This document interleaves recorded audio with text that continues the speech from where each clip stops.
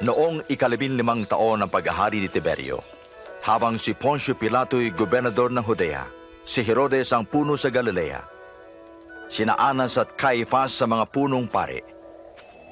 Dumating ang salita ng Diyos kay Juan sa ilang at ipinangaral niya ang pagsisisi para sa kapatawaran ng kasalanan. Magsisi kayo at magpabautismo at kayo'y patatawarin ng Diyos.